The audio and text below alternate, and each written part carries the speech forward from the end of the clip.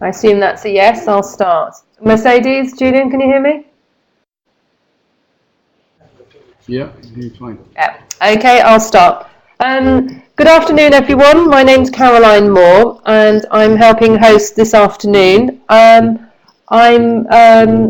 chair of the electronic committee and a member of the team responsible for the webinars. Apologies for the short notice. If you find this session useful, please tell your friends because we are recording it and we will make it available to others. I'd like now to introduce you to our two main speakers. Firstly, I'd like to introduce you to Julian Wing, who has been responsible for, who has led the team of IATEFL Online on behalf of the British Council since it began in 2007. Julian also has a day job. He's a member of the Global English Product Development team. Secondly, I'd like to introduce Mercedes Viola, who is director or co-director and co-founder of a language school in Uruguay. She's also SABLE sort of coordinator and responsible for working in with a group of teachers in distance learning. For IATEFL, she's a member of the BSIG online team. She's the joint BSIG web coordinator. And she's been a key member of the team responsible for IATEFL webinars since they began. And since last summer, she's also joined us as a member of the electronic committee. Today's format, Julian's going to start with an overview of IATEFL Online and how it's going to work in Harrogate.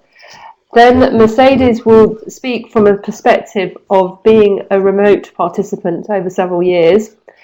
If you have any questions, we have a Q&A pod which is at the bottom of the screen, and you can post questions there. You can see Mercedes' arrow perhaps showing there. So if you have any specific questions for the three of us, particularly for Julian and Mercedes, please post them there. Otherwise, please feel free to use the general chat facility. We can answer questions as we go along, but most of the Q&A will be at the end. So I'll hand over to you, Julian. Okay, thank you, Caroline. Yeah, well, this is a great opportunity for us just to talk about a little bit about IATEFL and as Caroline said, our plans for this year for Harrogate, and perhaps it's an opportunity also to look back to see where it came from and what we've been doing since the project started in 2007 in Aberdeen, which seems like a very long time ago, and things have changed quite a lot, I think, over the years, and hopefully improved. Am I going to move the slides along? I'll move the slides along, shall I?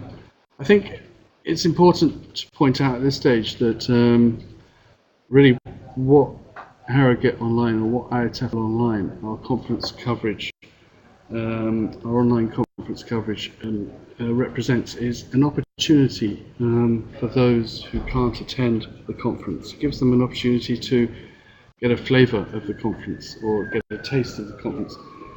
We're not suggesting that it substitutes actually attending the conference, but we're obviously aware that for a lot of people actually going to the conference is something that's quite difficult, either because of work commitments or because of constraints.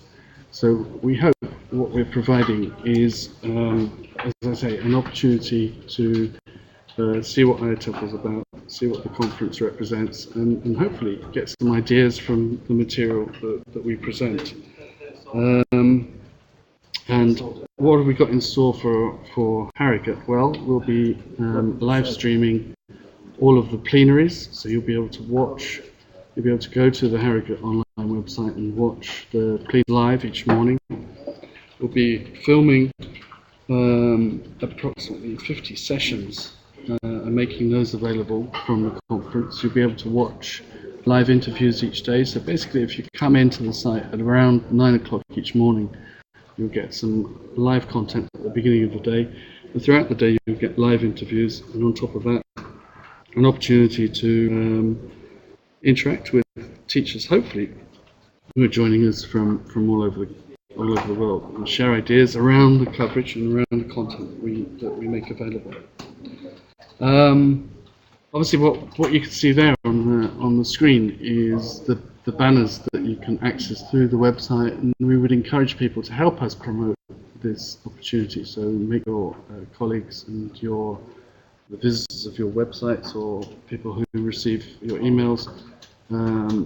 If you're a teacher organisation, you might like to attach one of those banners to an e-newsletter for your members. And it all helps, obviously. It helps us reach out to as many teachers as possible. And that's something that we've been developing over the years, and it's working very well. Perhaps we can go back to where it all started. I don't know how many people watching this will remember or even attended Aberdeen Online or Exeter Online back in 2007, 2008. And I think at that stage, certainly Aberdeen was a much smaller project, and it was almost like a pilot to look at how the British Council and IATEFL could work together to help spread content from the conference to a remote audience. In 2008, we sort of made some changes and we improved what we were doing in Aberdeen, and I think in 2008 we started doing, well, we did in fact start doing live coverage. That's where that all started. At that stage, I think we were probably reaching about 5,000 teachers throughout the world for those conferences. If you move on, I mean, this is where obviously we were getting plenty of feedback from people who were following our coverage, and I think quite early on we got a sense of what it meant to those that were following online. And there are some quotes there. I'll just give you a chance to read those quotes.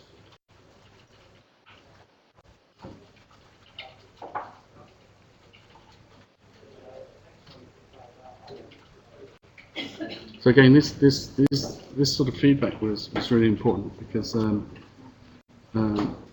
it sort of confirmed what we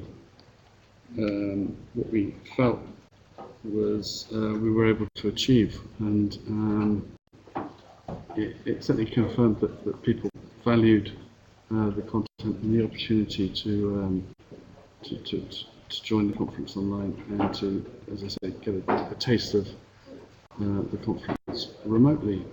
And I think moving on, going to Cardiff in 2009, I think things were developing quite a lot at that point. But what we were seeing is people that had joined us for Exeter had. We know of several cases where people who joined us online for Exeter became aware of what the IATEFL conference was all about, and perhaps they then attended the conference the following year. And we know one example of someone who went from being a remote participant to being a conference presenter 2 weeks later. We can't say, of course, that's down to IATEFL Online, but certainly we know that it contributed to that sort of progression, and that was obviously for us, it was quite interesting and useful. Just to give you an idea of how the promotions work, there's a screenshot of a number of blogs that hosted banners, promotional banners for Cardiff Online, and I think that was, we saw quite a significant leap in the audiences we were reaching, because people became a bit more familiar with what we were doing, and obviously we had a huge amount of help from bloggers and people that were running websites for English language teachers to help disseminate the message, and it was all very useful. And of course the message is quite simple, is that you just need a computer with a fairly decent internet connection, and then you can follow the conference online. And that was Cardiff. There's another quote there from one of the plenary speakers, Bonnie Norton, who makes a reference to what this represents for teachers in certain regions. It's quite simple. It's allowing teachers to benefit from a professional development opportunity that they wouldn't otherwise have had. And again, this is what helped us develop the project with the help of IATEFL and the British Council to what it's become today. And there's some more quotes there that we collected, and obviously this, I think what we offered around Cardiff was a lot more interaction across the site, and that was something that was genuinely appreciated by teachers that were coming along and following our content. A couple more quotes there.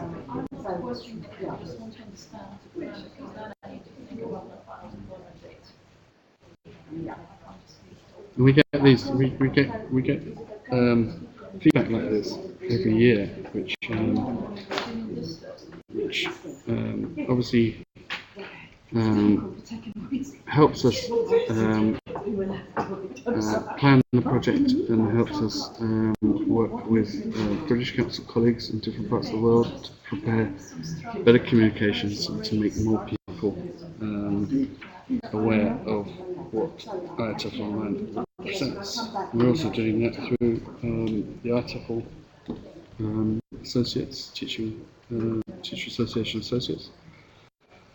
And that's what the site looked like back in Cardiff in 2009. And a lot of the aspects of what you see there remain in place at the moment. It just probably looks a bit prettier these days. But obviously every year the site gets developed and we incorporate different sort of functionality that's available at a particular time. But we're still pretty much on the same shape as we were back then, which is focusing on video content and video sessions and live material, as well as interviews with presenters and delegates.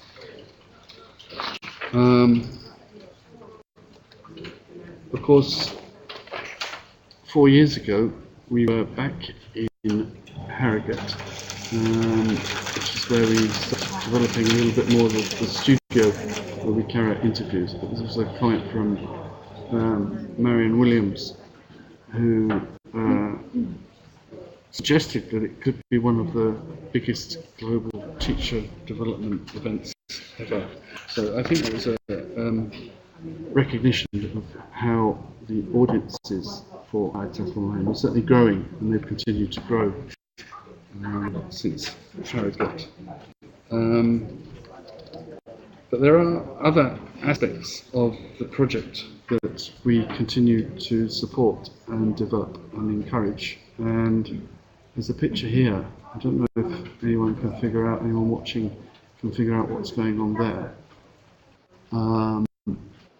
In fact, this was in 2010, and it was part of an initiative that the British Council set up in DRC, where they rented out cyber cafes in the capital and made those cyber cafes available to English teachers. They could come along and they could watch the content live via the internet cafes, and attracted fantastic audience of teachers. And of course, it was a fabulous story and an example of what is possible. We've continued to support events where British Council have worked with IATEFL associates and local teacher associations to host events where teachers gather, audiences of teachers gather to look at the material that we're either making available live or on demand. And of course this material stays up.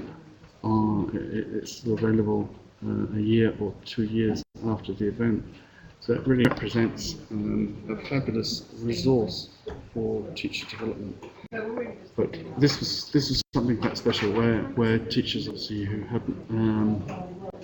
hadn't really had an opportunity to interact with IATEFL were invited to a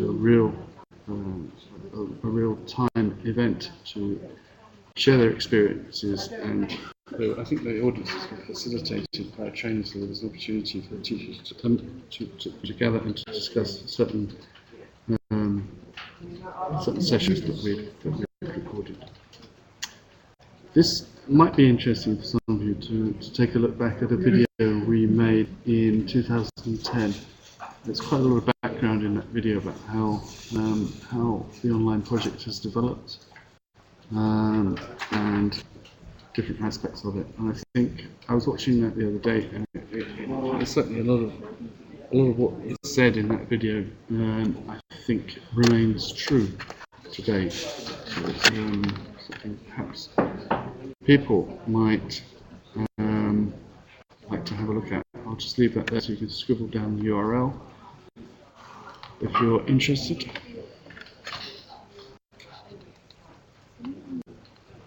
And then Brighton in 2011, there's another interesting initiative there that the British Council set up in Rwanda. Again, this is just one example of the many events that are taking place all over the world, and we know of quite a number of them. I think some of them happen without us knowing, but this is one that we certainly got told about in Rwanda, where again a big plasma screen or a screen was set up to carry the live material we were delivering to sometimes some fairly big audiences.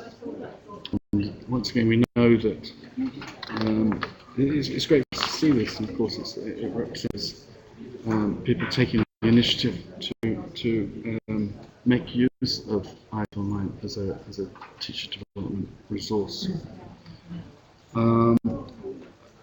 Last two IATEFL Online, 2012 in Glasgow, 2013 in Liverpool. Again, some new elements have been incorporated. I think in 2012 we launched the Registered Bloggers Initiative, so we're inviting ELT bloggers to become a blogger that can host IATEFL content, IATEFL video on their blog and report on that content throughout the event. If you're interested in that, just go to the bottom of the IATEFL website, the IATEFL Online website, the Harrogate Online website, and I think there's a button there at the bottom. There's a link there for ELT registered bloggers, and I think it's been very impressive. In fact, we had over 60 registered bloggers last year, and a similar number the year before, and hopefully we'll get the same number this year. But I think encouraging people to report on the content throughout the course of the conference has been, from what we get and what the bloggers have told us, a rich and unique experience. And of course, we're delighted that the bloggers have accepted that invitation and supported the project in that way. So going on to this year, the message is quite simple, and the message that we want, obviously, colleagues to communicate is that it's open to everybody, it's free, it starts every morning. Starting on the 1st of April, in fact, the day before the conference starts, we'll be broadcasting on that day from about 12 o'clock, midday, Greenwich Mean Time. And throughout the conference, we'll be offering about, I think, 50, 60, 70 hours of video content that will remain available for teachers for a considerable period of time, maybe at least a year. And that's all I've got to say. I don't know, Mercedes, back to you, back to Caroline. It's okay? 15 minutes.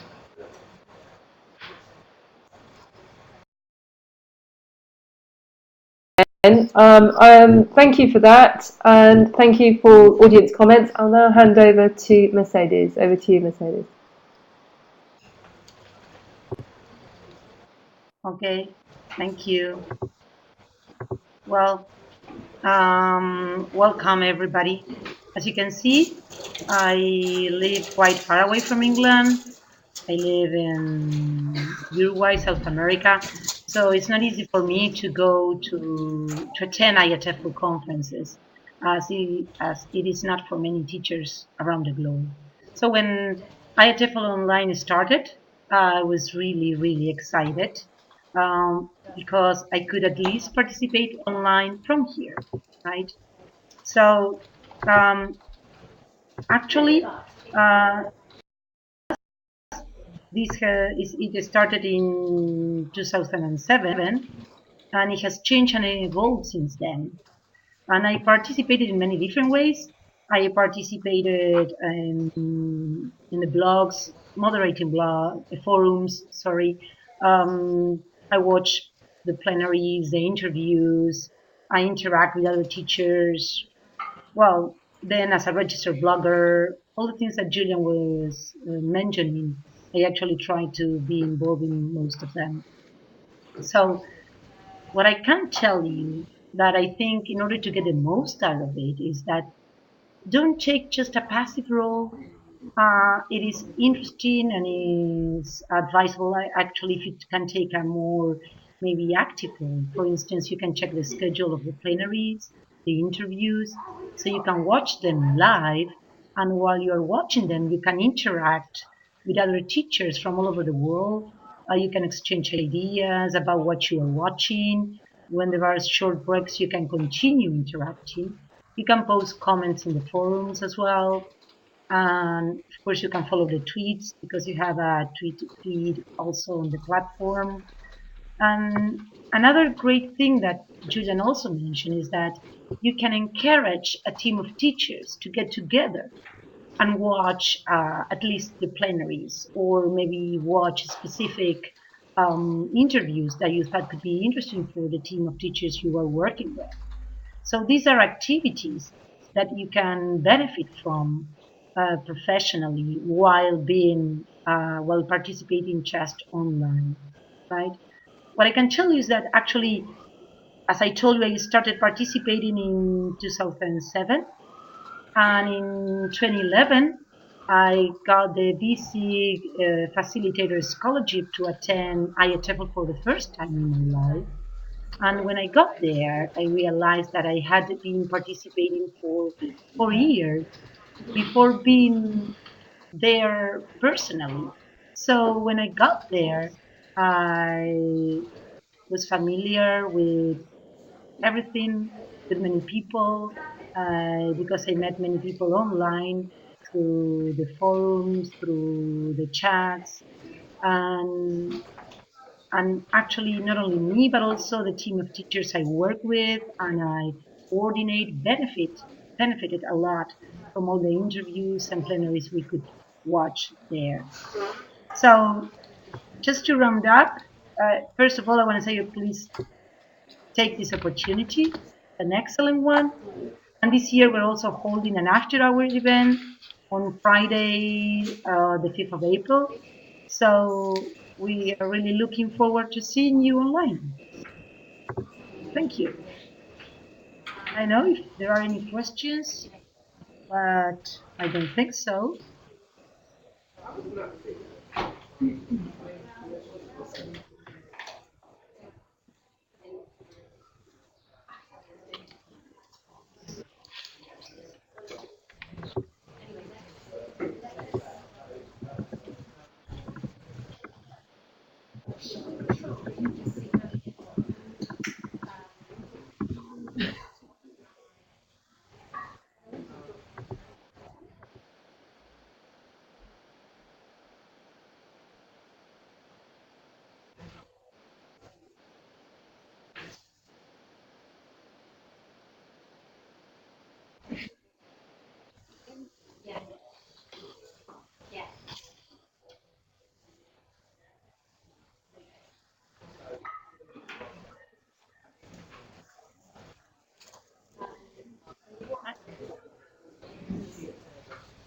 Okay, bye bye.